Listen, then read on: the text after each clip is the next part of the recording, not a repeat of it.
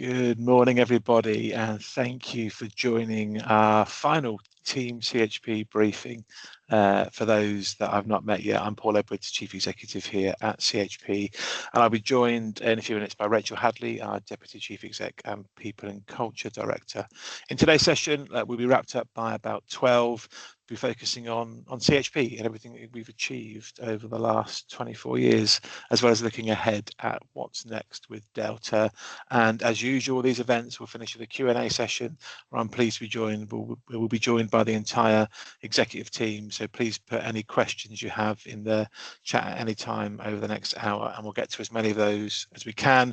Questions can be directed to EMT as a whole, or if you'd like to ask one of us specifically, just point it to that with their name in the question. Today is a really special day, which is why we've chosen to hold this team briefing on the 11th of March. We came into creation on the 11th of March 24 years ago, with the existence into existence following the transfer of homes from what was then Chelmsford Borough Council in the pre-city days. 24 years is a long time in housing. We've seen economic downturns, we've seen legislation changes, we've seen a global pandemic and huge shifts, of course, in customer expectations. But through all of that, one thing has remained constant: our commitment, your commitment, to providing safe, affordable homes and strong communities. I know we've got a number of colleagues with us today who transferred from Chelmsford Council at the very beginning. In fact, we've got 30 of us that have been with us for over 20 years. 16 of you have been with us over 30 years, and 3 over 40 years combined service. And we started in 2002 when we took 6,902 homes from Chelmsford Borough Council and managed them for our offices in Great Baddow at the time. In 2005, completed our first new development on a rural exception site in Saffron Walden, where we provided affordable homes for social rent and shared ownership. And we kept that development momentum going really early in our life. And in 2011, built our 1,000th new home. That was in Clacton. In 2012, we gained charitable status, appointed our first female chair of the board, and opened the Parkside Community Hub over in Melbourne. And in 2014, we moved to where I'm sat now in Myriad House and developed our branding, introducing that last through to today. And a huge milestone for us came in 2019 when we completed some homes in Harwich, which ticked us over the 10,000 homes in our ownership and management. Fast forward to 2020, before the world got crazy, we launched our first environmental sustainability strategy to report on our environmental and social impact, and added electrical vehicles to our fleet shortly after. And in 2022, we reached another significant milestone when we completed our 4,000th new affordable home at Chelmer Waterside in Chelmsford. And that brings us almost up to date at the end of the last year, where we owned or managed 12,500 homes, which is some 80% bigger than what we began with back in 2002. And of course, our most recent milestone was announcing the merger with Estuary to form Delta in just a few short weeks. When you see it laid out like that, has been a hell of a lot in the last 24 years. It's incredible how far we've come as an organisation, but all of this has happened because of our colleagues, past or present, whether they've been part of CHP for all 24 years or much shorter periods of time, because of your commitment, professionalism and care that you show our customers every day. So before I hand over to Rachel, here's a short video that I know a lot of you have participated in, sharing some memories of CHP.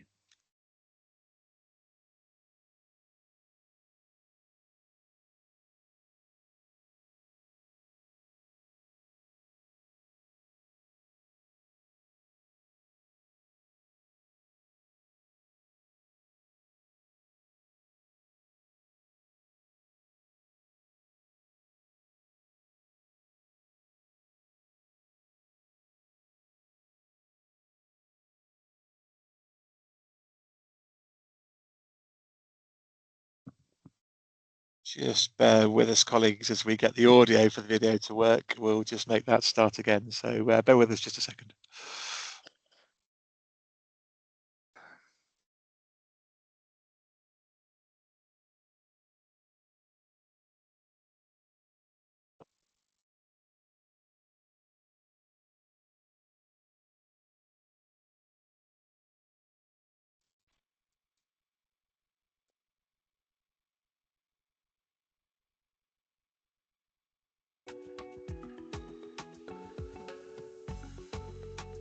I'm Jordan. I'm a senior income advisor. Started at CHP nearly 8 years ago. So I started as an apprentice and have worked my way up through being an income assistant, income advisor, and now senior income advisor. CHP is an incredibly caring company. The colleagues around me are great, a really close-knit team, and we have a good laugh despite the job that we do. It's quite an enforcement role. But yeah, I think the people and the culture at CHP is just amazing. My name's Jo Newell and I'm the Head of HR and Health and Safety at CHP. I joined in September 2020 in the pandemic. It's certainly the people, so the people that I work with, everyone that works so hard. It's really inspiring to see all of the work that we do out in the community. Gavin Page, I'm the Head of Operations. I've been at CHP for 33 years. I started in April 1993. I think a lot of the time it's the people and what we achieve in housing. I think I think people have said they don't set out to a career to be in housing, but it's the difference we can make.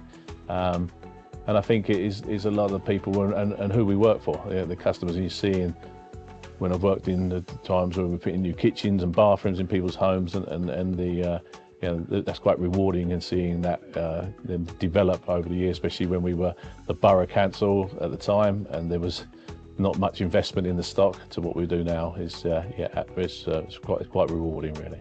So my name's Amanda and I'm the Learning Development Lead. Previously was the Learning Development Advisor, and I've been here for 2 years.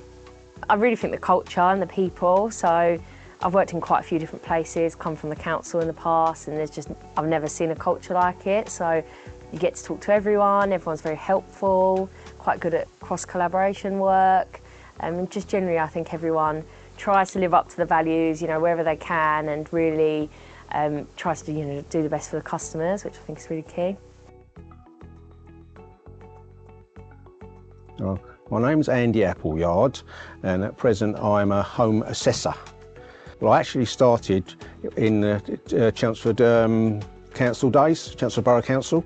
I come here as a maintenance bricklayer in 1985. The thing that's changed the most is technology, because when I first started here, everything was on paper. When you used to go out with a job in a van, you'd get a paper ticket and you'd go around, and now we've got iPads. Yep, my name is Heather Blanchard. I am the Talent Management Business Partner at CHP.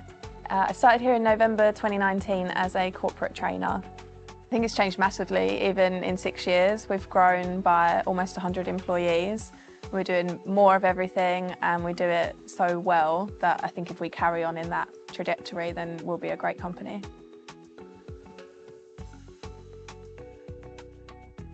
Hi, I'm Sharon Forder. I'm the Knowledge and Quality Business Partner.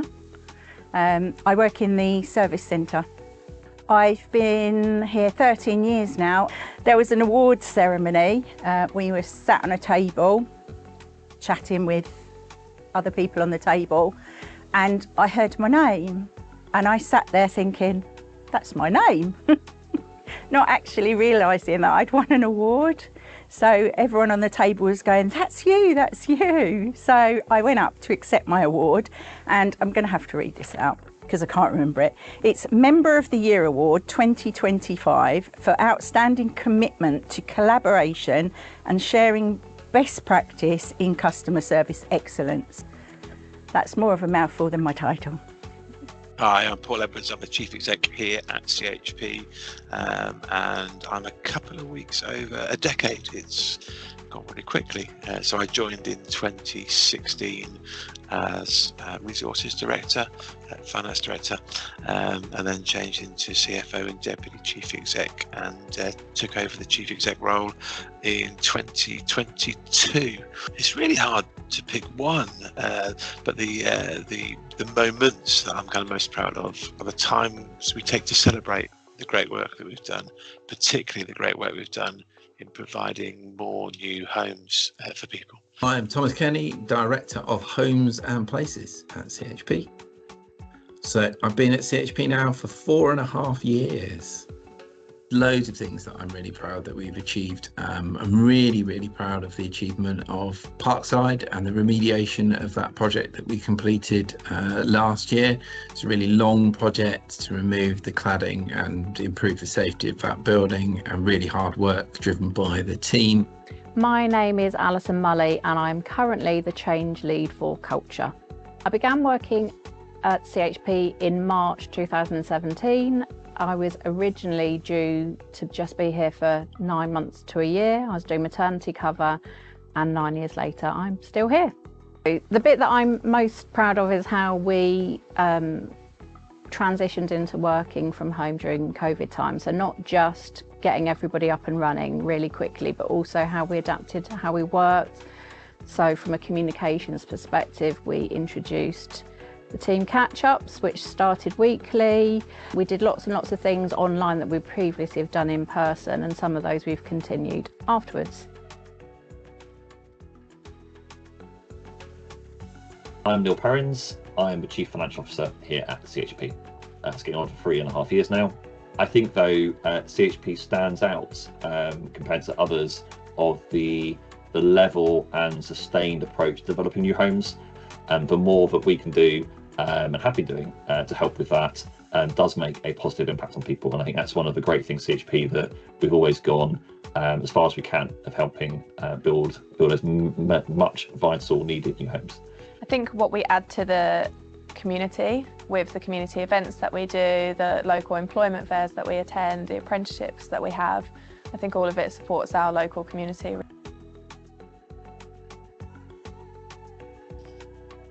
Hi, my name's Alice Purchase and I'm currently the change lead for the Customer Services Directorate, working on the merger to become Delta. I started at CHP in May 2010, so nearly 16 years ago. So one of my favourite memories is our 10-year anniversary, like birthday celebration that we did, and we all got put into different groups of people we never usually would work for, and one of my group was to go into one of our sheltered scheme empty homes, and we had to do it up so it's ready for letting on a budget. I remember racing around Chelmsford, going into places like Sainsbury's and asking for any gift vouchers that they'd give us so we could spend it on doing like the nice furnishing bits, and we just went all around different parts of Chelmsford to basically beg and borrow and get what we could to do up this property. I'm Gemma Farley, I'm Head of New Homes, and I joined CHP 23 years ago. One of my favourite memories, I think, is probably like one of the celebrations for CHP. I think it was the 5th birthday one, so we all got together as a team building exercise, and it was a really good way of getting together with some of the people that I don't normally work with.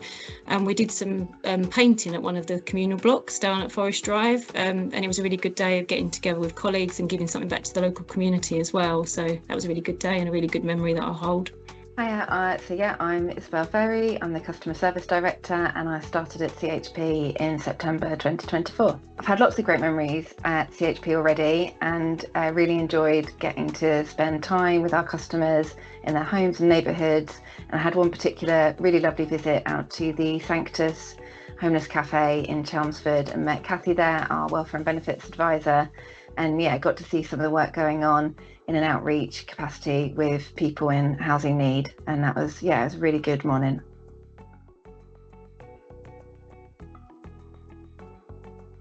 So I'm Jill Adkins, I'm the Head of Customer Resolution and Insights. Unbelievably, 13 years ago now, the time's just gone really quickly. I think I'd only been here less than a year, and it was the first office Christmas party where we all got together. And they had like a disco music on, and then all of a sudden there was like a group of people that moved to the dance floor and everyone else moved off, and I was like, well, what's going on? And I actually saw there was about 10 people, including the chief exec, that were dancing to What the Fox Says, which was like, it was just the most random thing, and it was just really funny.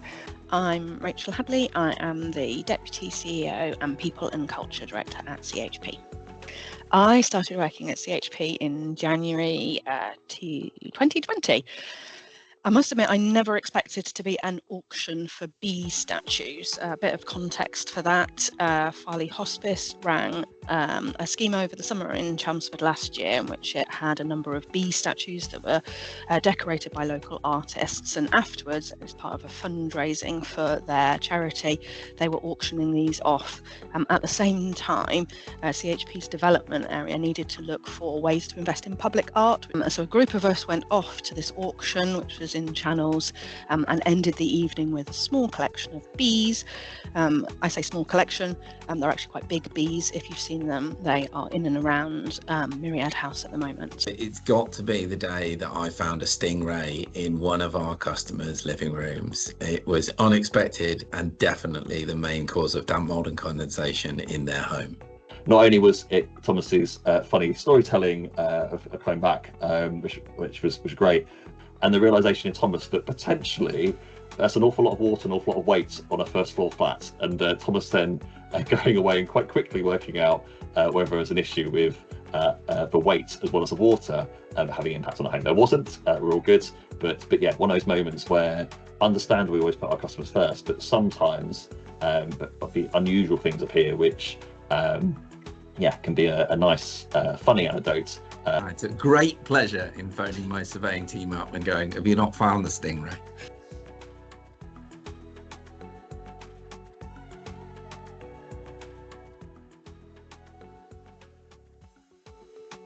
Hello, my name's Fiona Hollingsworth and I'm the Director of Growth and Partnerships here at CHP. I've been here 3 years and I absolutely love my job.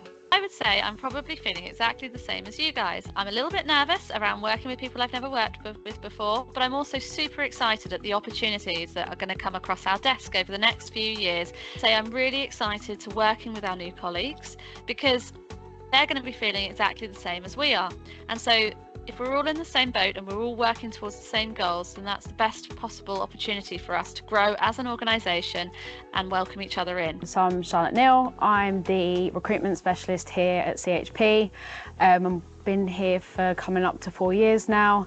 I started as a contractor and then moved over here probably around about some point last year, but have held the same position throughout.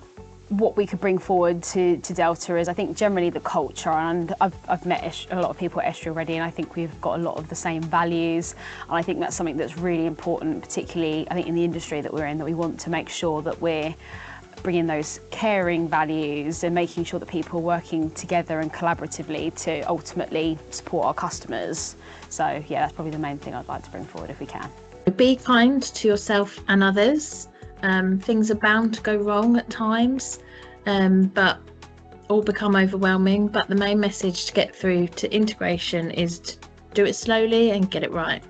Change can feel really big, really scary, and sort of entering into the unknown can feel really overwhelming. But what makes it easier is the people that are around you. Enjoy the process. It's not going to be clean or easy, but it's going to be fun, and we're going to make a really strong housing association that's going to be able to do more for ourselves and our customers. We've got a brilliant opportunity as we come together with our colleagues from Estuary to take the best of CHP and make it even better in the years that come.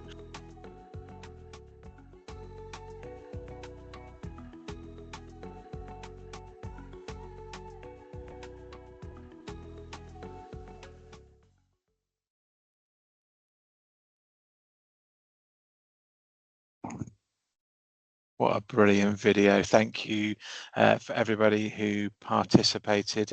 To be really clear, I'm not going to have an EMT scripted dance at any future Christmas parties. Andy Appleyard is wearing his 41 years really well. I really want to hear in the Q&A whether any of you over the last years have got other animal stories that can even come close to finding a stingray in a first floor flat. As we become bigger and stronger and form Delta, it's the same people with the same values, along with those from Estuary, which will define our future success. I'll be back shortly for the Q&A section, but for now, I'm going to hand you over to Rachel. Rachel, over to you. Thank you, Paul. For those of you who don't know me, I'm Rachel Hadley. I'm the Deputy Chief Executive and People and Culture Director at CHP. Watching that video celebrating the very best of CHP makes me hugely optimistic for the future of Delta. As Paul has already said, each of you, alongside our estuary colleagues, will help us to make it a success. And the countdown is on as we're now just 20 days away from merging. This is a hugely important milestone as the start of something new. And as you know, nothing really will change in your day-to-day roles initially. You'll do the same on the 1st of April as you did on the 31st of March. You'll log into your devices in the same way. You will see the same customers in the same homes, and you'll do the same jobs. You will have a new Delta email address, but emails sent to CHP addresses will still get through to you. There will be some changes over the coming months and years, all of which will be carefully planned and will involve the right people at the right time and tell you in advance. So even though things are staying the same, we do understand that any type of change impacts people in different ways. Some of you might be excited about what's next, and some of you might be a bit worried, and we're here to help. We've already shared some information about what you can expect in the digital and IT space from the 1st of April onwards, and we're going to do the same on HR issues. So please look out for this in the next few weeks. If you watched the video in last week's Becoming Delta newsletter, you'll have heard Jo Newell, who is our current Head of HR and Corporate Health and Safety, and Delta's Designate Director of People, say that her #1 priority is paying you all. To echo what Jo said and to reassure any of you who might be concerned, you'll still all get paid at the end of April as a Delta employee in the same way you'll be paid at the end of March as a CHP employee. And talking of pay, I always get asked about annual pay increases in these sessions. As you may know from my previous answers, this is a decision made by the board, and that happens at the end of March as part of our annual budget setting process. So we'll update you on the specifics of the increase as soon as we can. Before we welcome the rest of the exec team to answer your questions, I want to remind you that there's still time to share your thoughts with us in our Pulse survey, which was shared in the Becoming Delta newsletter last week and by email earlier this week. The survey only takes a couple of minutes to complete, and your thoughts will help us to better understand how you're feeling and what support you may need as we become Delta. Your feedback will enable us to focus our communications and support in the right areas so everyone feels informed, involved and confident.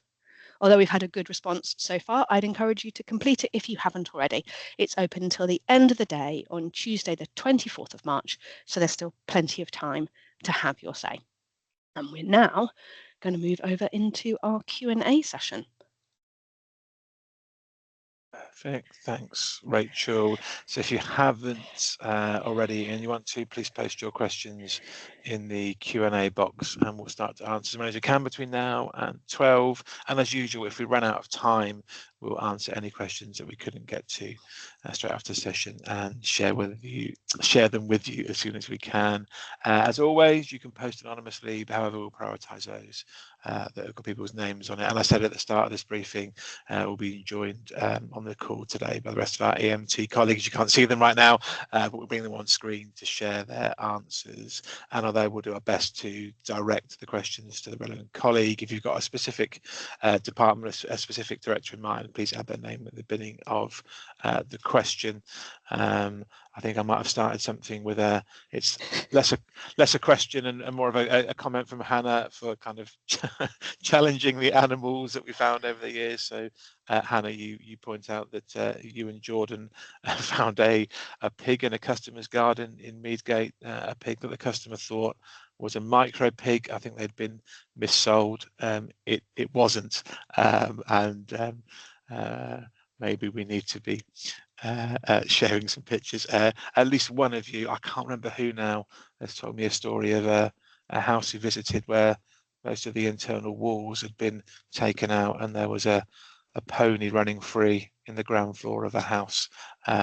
So by all means, jump on with that one.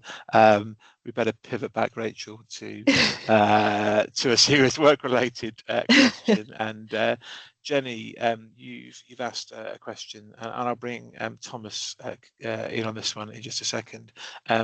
Jenny Upton's asked about Awab's law, which has been a big change for the sector this year. and a simple question Jenny's asked of how is it going. Thomas, do you want to come on screen and talk to us about that for a second? Yeah, absolutely. Thanks, Jenny. I think we're doing pretty well, to be perfectly honest, in relation to our Herbs law. So obviously loads of people on this call will be aware that we've rolled out our Salesforce system, and that's been taken up really well, and that's given us a much better understanding of the cases that we've got, particularly around damp, mold and condensation, and responding to those. It's been challenging. The volume of cases has continued to stay quite high in relation to damp, mold and condensation. We've seen an increase in emergencies, particularly around damp, mold and condensation, because of the introduction of the vulnerabilities questions for our customers. And we know that it's not quite right as it stands at the moment. And that's something that we do need to reflect on and are trying to change. As a sector, I've been speaking to other colleagues as well around how we're faring, and we're in the top performers from the other people that I've managed to speak to, which has been really positive. There is a bit of an issue with access across the sector, which is increasing in some of these cases. But there's more work to do, and I'm really pleased that Barry and our DMC team have really got some visions for how we can improve our processes over the summer before we go into the next winter phase. And obviously we've got phase 2 in theory of our Herbs law that's going to come in October at the end of this year. So we're already planning the rollout in relation to that and what that's going to look like. That's going to bring in a number of new challenges for us that we're going to be prepared for day one as it stands at the moment. So you're going to be hearing more about that over the summer as we develop that. But it's overall, I think we've done really well as an organisation. I'm really pleased with the performance that we've got, and we've been reporting to the board and had really positive feedback about what we're doing so far. Thank you, Thomas. And we were talking in the exec meeting this week that although the government hasn't finalised the timing for our Herbs law phase 2 yet, we think we know what's coming. They've been quite clear on that, but of course it's one of the kind of certainties at the moment that incoming legislation and that the timing and content set by government can indeed change. But we'll talk to you all about that more once that's been finalised. So we've had a couple more animal updates. I can't believe where this is going. John Littlefield has told us that Jeffrey and his team found a horse in a garden. And Lisa Anteo has just told us that she came across a lamb in a customer's garden one year. Luckily, it was rehomed to a sanctuary because it was getting closer to Easter. We'd better stave off animals for a little while and come back to some work questions. Rachel, do you want to just start with this, and then maybe we'll bring in some other colleagues as you see fit around changes to systems. And of course, when we talk about systems, everybody uses multiple different systems as part of their day jobs. But the question from an anonymous colleague is, will there be any changes to the systems we use once we merge? So there will be changes after we merge, but to echo the very little will change immediately, you shouldn't expect to see those in the early days. Thomas has referenced that we had a change in the last year using Salesforce for our Herbs law. So there will always be a need for us to continue to make sure that we've got the right systems that enable us to meet our regulatory and legislative requirements for that, and that doesn't change because we're merging. A systems change is a huge ask of both the IT teams and all of the business teams that support that in terms of their process and policy understanding. So it's not something that we would do in an unplanned, speedy or uncontrolled way, but we will need to make some changes. One of the considerations is ensuring that we identify the most appropriate system for integrating both the CHP and estuary current processes with whatever we need going forward. One of the bigger risks which we're facing coming together as two organisations is making sure we've got the data available to us to make decisions in a timely way and in line with our reporting requirements to the regulator, and that is underpinned by good systems and good understanding for that. So those two things go hand in hand. There isn't a specific date, and I can tell you when X system is going to change, because that plan needs to take into consideration the impact on the business service delivery as well. But broadly, you can absolutely expect that there will be changes in systems, and we will, as we would always do with any change, involve the right people enough in advance and plan it to ensure that it is well managed and mitigates any risks associated with those changes. Anyone else who wants to say anything more specifically about systems is welcome to jump into the screen. But failing that, the next question we had come in, Paul, may also be one that I can talk very briefly about it. And that was an anonymous question. Do we know when the senior management team layer of the merger structure will be announced? There isn't a specific date that we are aiming for. We have said throughout all of the preparation for day one that we expect to have a period of stability in the early days of the merger that will allow us to understand the systems operating, processes operating side by side from the two organisations and work through. So there isn't a particular target date. It may well also be that certain parts of the organisation move forward on this at a different speed to others as we look at the most sensible way to provide clarity to the teams below and to bring two different operating processes together. But as ever, and at the risk of sounding like I'm just saying the same thing for every question, we will be letting you know in advance and involving the right people in an appropriate planned way. I'm just working my way up some others. We said that we would prioritise questions which people were prepared to own in name. So thank you, Naila, for asking us a question. What was the hardest part of integrating the two companies? Or do you have any perspectives on that? I think probably the hard parts are still to come in a lot of respects, because we've done a lot of brilliant preparation for getting us to day one. And we've touched, Rachel, just now around deliberately having an experience where hopefully most of our employees won't feel much change on day one. Of course, as we then roll forward through the weeks, months and years that follow in delivering the brilliant opportunity that Delta brings for our customers, there will be lots of incremental changes to get through. I'm really pleased, and it's worth just calling out the fantastic work that's been done, particularly by those of you on the call that have been kind of seconded out of your substantive jobs into the change teams to help us get ready. I am constantly just blown away by the brilliant bits of collaboration from our colleagues and from the estuary teams coming together to get us ready for that first day. Living and breathing the merger from the exec table.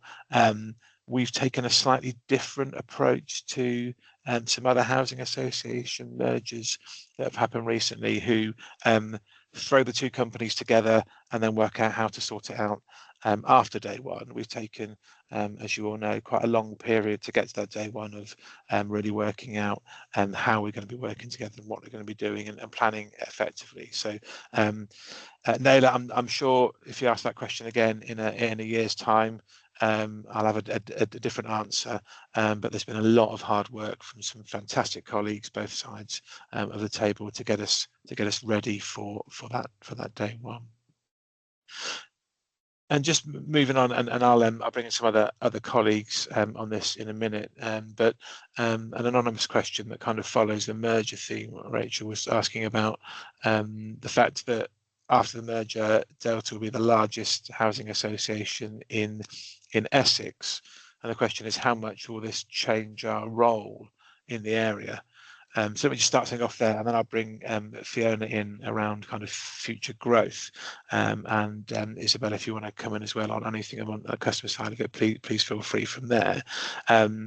But one of the reasons we're creating Delta is to be the largest housing association in the county and have more influence by the dint of that size, and that influence in steering how affordable housing is delivered across the county, where new affordable housing is delivered, and using our influence as the biggest and best locally to make sure that we can use the opportunity that comes now. So in the next year to 18 months, all of local government is being reinvented in our area, and a lot of you will spend probably most of your working hours dealing with Chelmsford City Council, for example, or Braintree or Brentwood or Southend.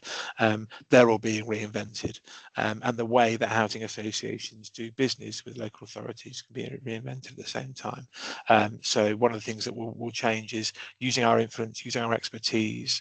We started at this call recognizing that we've got 24 years of brilliant history and brilliant knowledge of how to be a great housing association. By being bigger, by having a stronger voice locally, we can use that to influence the future of affordable housing across the county in the way that we think it should be as well. So that's one side of it, I think, really helps. But Fiona, do you want to come and just on the screen and talk just a bit about one of the key parts of the business case, which was the capacity for a big organisation to build more new homes in the county? Yeah, absolutely. Thanks, Paul. We're already seeing the impact of us becoming the biggest housing association in the county by us being involved and invited to more conversations around the county on where we can make an impact with our development programme. As Paul's earlier referred to, we will be able to deliver an additional 2,500 homes over and above what we had planned to do if we had just remained as CHP. And that's really important because that means that 2,500 households will be able to have a home and not be in temporary accommodation. And also that people within our own housing stock who desperately need to move around, whether that's to upsize or downsize, will be given more opportunities to do that as we deliver more homes. We're able to have a bigger impact in the county because not only do we have one of the largest development programs in the county, but we're also one of the few HAs still ploughing on with development. And so we're finding that house builders are really positively coming to us to have conversations around design, location, and specification of what those new homes need to include. So we're able to influence those designs positively and grow those partnerships with key house builders in the county that we love doing transactions, business, and developing communities with. I'll hand back to Paul now. Perfect. Just checking there's nothing else the rest of my exec colleagues want to pick up on that question. No. Rachel, are you happy to pick up the next couple? Yeah, absolutely. So there's a question in here about when new organisation charts will be shared across all business areas. So we are endeavouring to our greatest speed to get them available for you from the 1st of April. But to be clear, for many of them, they will look very similar to your existing org charts because, as we've said, we're not making huge changes in the way that the teams are structured. When we bring them together, it will literally bringing them together side by side. So watch this space. I expect that there might be something underlying in that question about clarity about future org structures when might teams come together, and that may be what's behind another anonymous question, which is how the teams across the two companies are going to work together. So a very high level, and perhaps Isabel, you might want to say some more on this. We will be having the teams working side by side, supporting their existing customer groups from the beginning of Delta, and we will then work with those teams about where it makes sense to change that operating approach, supported by the necessary processes and systems changes that I touched on earlier in the question and answer session. Isabel, I don't know if there's anything more you want to pick up on that question. So I'm looking at an anonymous question from a frontline staff's point of view in the customer services area. Do we know yet how the teams across the two companies are going to work? Yeah, so very much agreeing with what you're saying, Rachel. I think that we've not got like a hard date we're working to where it's like, oh, suddenly there'll be a new structure.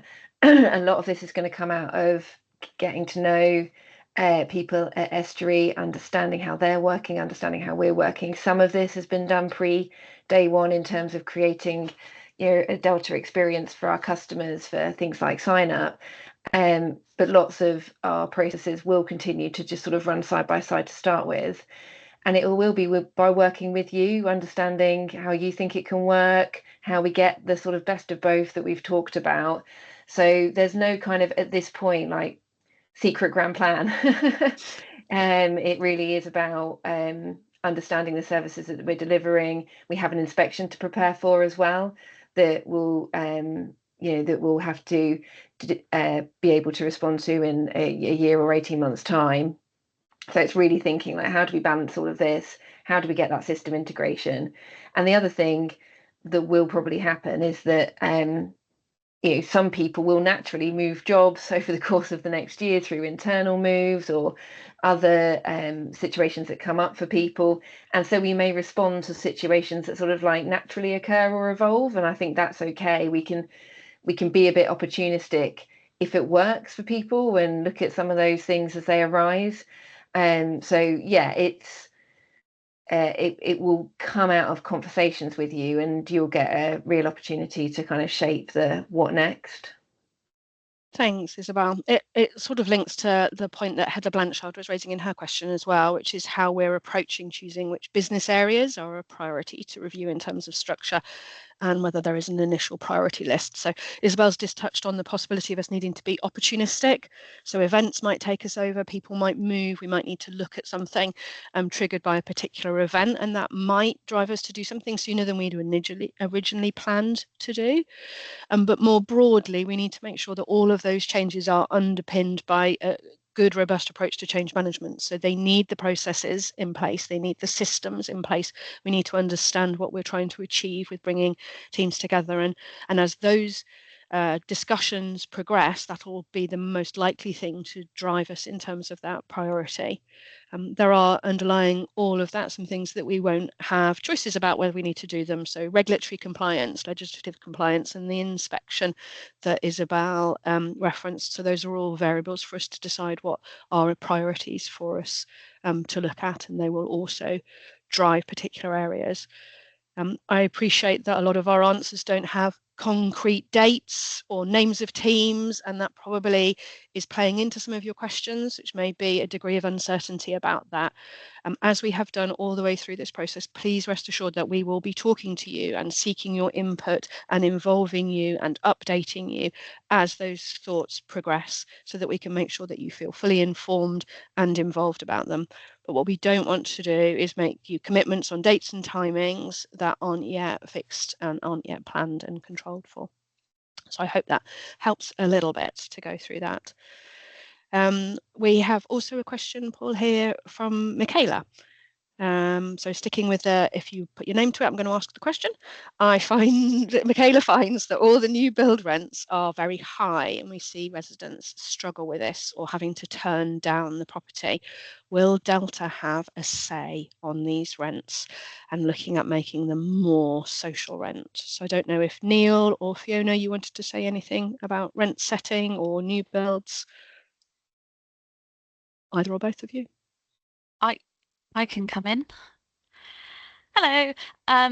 Yeah, so if I tackle the question about on the new build side of things. So as you'll all be aware, building houses costs a lot of money, and that is because of a number of things: the cost of buying land, the cost of rising build costs, and that means it's really challenging. And so we rely really heavily on Homes England for their support to enable us to keep building more new affordable homes. Some of you may be aware that Homes England have recently announced their new Social and Affordable Homes programme, which has announced that 60% of all homes delivered through the programme need to be at social rents. This is really fantastic news for the sector, because that means that new, truly affordable homes will be delivered. That doesn't stop there being challenges, and we will be calling on our partners at Homes England to make sure those grant rates reflect the rents not being as high as an affordable rent, but we're confident that we'll be able to deliver this. And a key example of this should be with our Andrews Place scheme, which will deliver 261 affordable homes, 60% of which will be at social rent. So I think if we keep working together with our partners, we'll be able to keep enabling the delivery of social rented homes. Thank you. And just to build on that as well, and just a call back to the answer or the question around Delta's influence being bigger.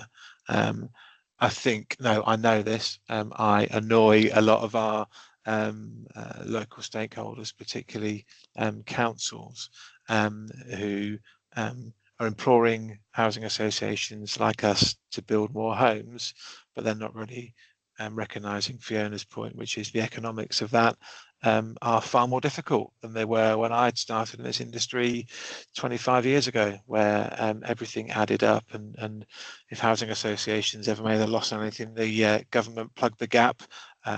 Easier times all round, and so part about using our influence is for public sector landowners, be it the city council, the county council, the police service is one that I've been trying to influence as well. Other bodies who own lots of land that isn't being used, working with us as we become Delta to use that land for the greater good. I.e. don't just leave it sitting there, but give it to a local housing association to build more homes. That gives us, Michaela, a better opportunity, along with Fiona's answer around grant and really maximising that from Homes England, to provide a bigger proportion of new homes at social rents rather than at the affordable rents. Often affordable rents and service charges too could be higher. That talk to your question around levels of affordability. We'll do all that we can to make sure that we maximise as far as we can the proportion of our homes at the price point, at the social rent price point that works for the customers that really need those homes. I could talk for the rest of the hour on that topic, but I better hand back to you, Rachel. Well, you might want to just add one extra sentence, because there's a question also in the Q&A around larger family homes as well. So on a similar theme about housing need, this particular question references the benefits of reducing overcrowding in terms of having an impact on reducing damp, mould and condensation, which is a nod to our first question around Awaab's law as well. So are we going to build more larger family homes, 4 and 5 beds? In short, yes, we'd love to if the economics work of building that homes. But I wonder if I can bring Isabel back on screen, just talk for a couple of sentences about the work that we're really trying to get going with Chelmsford around reusing our current homes in a better way. So maybe Isabel, you can say a bit about that. Yeah, absolutely. So one of the things we've recognised is that a number of our homes are underoccupied. And as well as building or having an ambition to build some larger family homes, actually a quicker route for more people of getting them into a family home is trying to move out some of the people who are under occupying. So one of the things that we're jointly looking to invest in with Chelmsford City Council is how we approach that, what incentives we offer, what package we can put around people to help them move out of homes, what alternatives we're building. So as well as building larger family homes, we need to also be building the nice homes to move into in your later years. So the Andrews Place project is a really lovely example of where we've brought in some of that thinking about creating good places for people to move to. So that will really benefit, hopefully, and create the churn. The other thing we've talked about is trying to work with Chelmsford City Council and other local authorities as we become Delta to identify like chain lets, that idea, or look at mutual exchanges that we can help facilitate so that we can get multiple people moving. But there are other things we can do to alleviate some of the impacts on overcrowding prior to getting moves for people. So we can do initiatives around helping people with storage. We can do initiatives helping people with sheds. There's different things we can do if we're creative. We've even talked about looking at void properties that have potential for extension, things like that. I mean, some of these are harder to do than others, but there is, we can be creative in thinking about, actually, if we're really serious about tackling this as an issue, what options have we got? Brilliant. Thanks, Isabel. Before you jump off, you've jumped off, you're going to come back again. There's a question in here around our kind of customer experience. So when we talk to customers post the 1st of April, do we always refer to the company as Delta, expecting that customers will know of the change?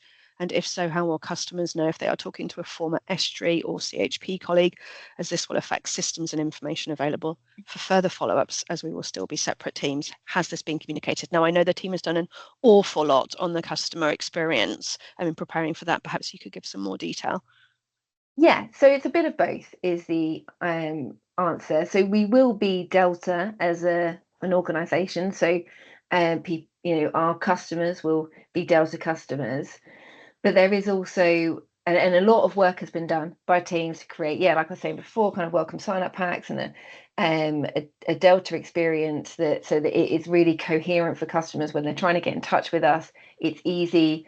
We will provide them with the relevant phone number based on which former company they are, and if they call the wrong one, there's solutions that we've put in place so that it's not on them to kind of get off and phone a different number. But ultimately, there is a reality that we are running two different systems side by side for, sort of potentially around 12 months, and that some different processes will necessarily have to sit next to each other that don't exactly align, and we will need a language for that. So sometimes we will need to talk to each other about things that are formerly CHP or formerly Estuary, and we will also be able to do that with customers. And I've very clear that we can't treat those things as sort of swear words from day one. There's a reality to acknowledge, and it's not a bad one. Like, we are with CHP now, there's a legacy, there's a history that we're really proud of, and the same is true for our Estuary colleagues. So we're not, that we won't be forcing people to kind of deny that we ever were. So it's making that balance, and I think a lot of this will be you making a judgment call about what makes sense in the moment. So if it makes sense with the customer to explain something as formerly CHP, great. But it's also making sure they understand they're going to see things as Delta. And so, as professionals, I think we can make this judgment call, and as time moves on, this will get easier and easier because more things will just be Delta. So it won't take that long for more things to be easily described as Delta. So yeah.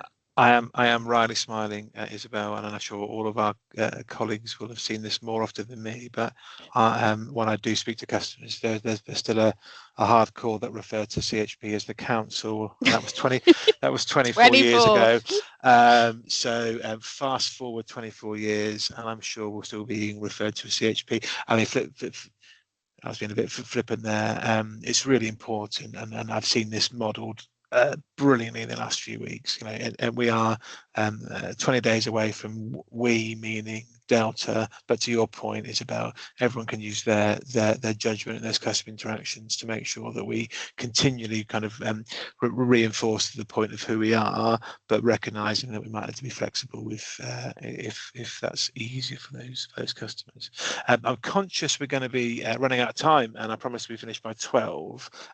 Rachel, there's a few kind of employee related questions that I've got a few upticks. Do you want to just answer those? I'll do that. And then I maybe hear from Neil, who's the only person we've not heard from. Spoiler, Neil, on the budget in a second. So some of the older questions which are upvoted: will there still be a corporate event once a year? And a more recent question: once we become Delta, do you think we will have a full company event to help us integrate with colleagues from Estuary? The events that we run are really invaluable in bringing teams together, getting to know other people, understanding where they come from, what their backgrounds are, and being stronger together was a theme of the events that we ran over the last year. So as a principle, it absolutely is. There's a practical challenge. It was pretty tight squeeze the last time we brought all of CHP together in one event, and it will only be harder the larger number of employees that we have. So there are some practical considerations that the HR and comms teams will be working through to make sure we do that in a way that's meaningful and enjoyable. But the principle of bringing teams together is definitely one that will continue through into Delta, because it's valuable. It's valuable to help people meet others and collaborate, and for us to have that sense of kind of corporate common aims and goals. So absolutely. The other question that's kind of employee related: will anyone's working hours be expected to change to match those of Estuary colleagues? So from a day one point of view, no, all of your terms and conditions will remain the same. And across both of our organisations, there's a huge variation in working hours that different contracts do mean for people, and they will continue as is. So no change expected from the beginning. And then as trailed, Neil, do you want to come and talk to us a little bit about budget?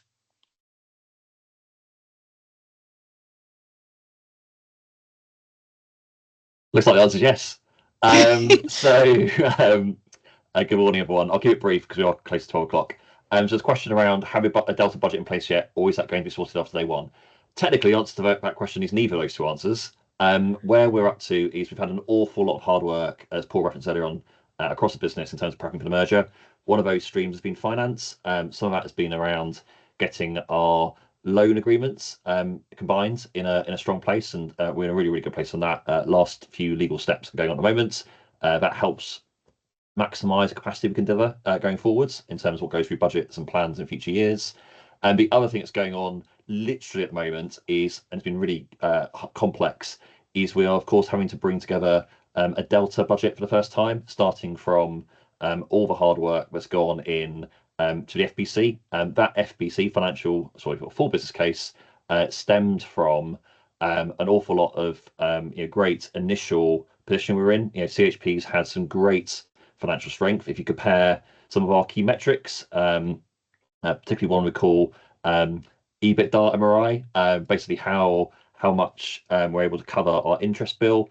Compared to the sector, we continue both presently and in the future to be in a strong place on that, beyond where we are on our financial legal loan covenants. So we've been in a great place. One of the outcomes of that is that the budget we're trying to get in the system at the moment in a new combined way has additional funding in the first year to help integration in the tune of millions of pounds. So that will help us make success of everything we've been talking about this morning in terms of getting Delta going. Otherwise, it's built upon what went into the business plans last summer, appropriately evolved and adapted. So there'll be more detail on that very soon. We've got to take it back to our board next week, I think it is now. Time's coming very quick. And then technically, to the question that's asked, that has to be rubber stamped, I think, on day one of Delta. So we have a board meeting on April 1st. Once that's done, we do then sort of legally or formally have our budgets going forward. So yeah, lots of work going on. More detail soon. If you've got any questions in terms of budget holders, please do talk to your finance business partners who are working on those draft numbers as we speak. Thank you, Neil. Thank you so much, colleagues. A brilliant array of questions. We are about to run out of time. Those that we haven't answered, we will, and so watch out for those. And as usual, thank you. Once we'd started that with not many, they came in thick and fast.